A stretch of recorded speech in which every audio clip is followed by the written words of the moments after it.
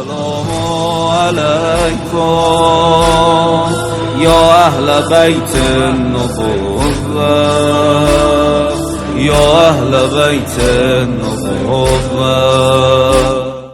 جب اللہ کا رسول آیا تو رسول اللہ کو کتنے لوگ پہچانتے تھے؟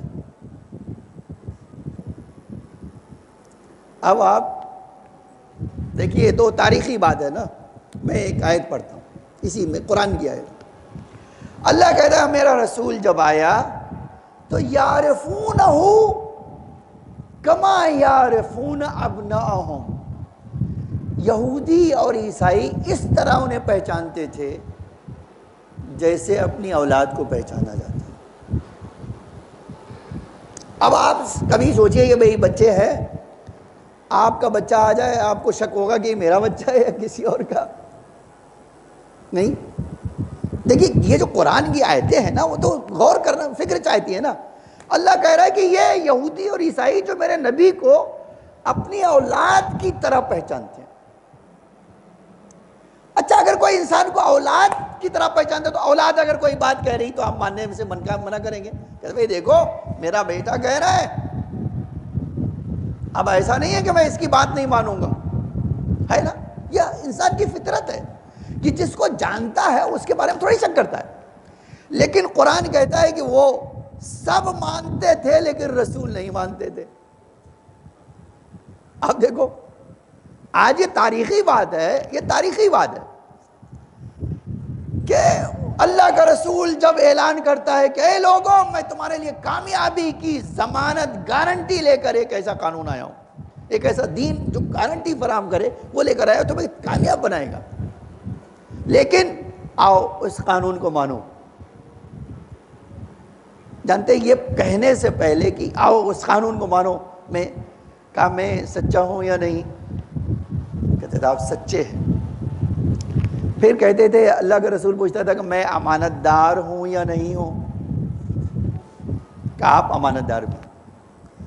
آیا میں آپ سے خود کچھ پوچھتے ہیں کہ بھئی آیا میں یہ کہوں تم سے کہ یہ جو پہاڑ ہے خانہ خدا کے سامنے، یہ خانہ خدا کے سامنے دو پہاڑ ہے جس کو کوہ ابو قبیس کہا جاتا تھا. یہ پہاڑ کے پیچھے ایک دشمن کی فوج حملہ کرنا چاہتی ہے.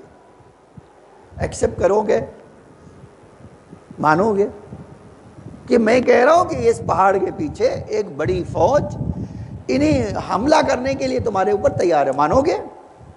تو ان کا مانیں گے. کہا مان لو گے؟ کہا مان لیں گے. کہا کیوں مان لو گے؟ یہ بھی تو بتا دو کیوں مان لو گے؟ تو جواب میں انہوں نے کہا اس لیے مان لیں گے کہ اب تک ہم نے کبھی ذرہ برابر جھوٹ نہیں دیکھا.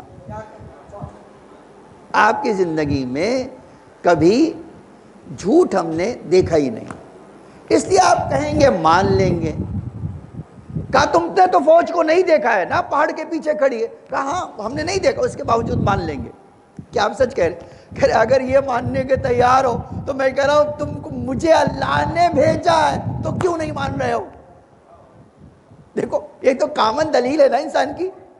بھائی تم اتنا ماننے کو تیار ہو، اب میں کہہ رہا ہوں کہ بھئی تم جب اتنا مان لیو تو یہ بھی مان لو کہ میں رسول ہوں.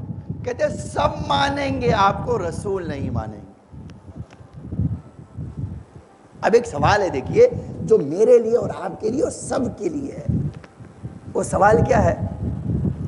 سوال یہ ہے کہ بھئی بچے کی طرح کوئی پہچانتا ہو تو کیوں نہیں مان رہا ہے نا؟ کیوں نہیں مان رہے؟ قرآن نے اس کا جواب دیا ہے کہ یہ کیوں نہیں مانتے تھے یا کیوں ماننا نہیں چاہتے تھے. دونوں باتیں آپ کہہ سکتے ہیں، کیوں نہیں مانتے تھے یا کیوں ماننا نہیں چاہتے تھے. آج اسی طرح امام حسین کو دیکھ لیجیے، کربلا میں دیکھ لیجیے. کربلا میں یہ سامنے سے کہتے تھے، دشمن کی فوج کہتی تھی، یزیدی کہتے تھے، یہ یزیدی کہتے تھے ہم آپ کو پہچانتے ہیں. حتیٰ کہتے تھے کہ آپ زہرا کے لال ہو، اس میں ہمیں کوئی شک نہیں ہے. ٹھیک ہے. پھر امام کے پیچھے کھڑے کیوں نہیں رہے؟ ہے نا بھئی، اب تو امام کو پہچان لیا ہے تم نے، جانتے ہو امام حسین کون ہے، تو امام حسین کو پہچانتے ہو تو پھر کیوں ان کی امامت کو نہیں مانتے ہو؟ ہے نا ایک سوال، یہ بھی ایک سوال ہے نا۔ تو سب سے بڑا سوال ہے کہ بھئی ہم اماموں کو پہچانتے ہیں، رسول اللہ کو بھی پہچانتے ہیں، سب کچھ ہے، لیکن کیا کریں گے؟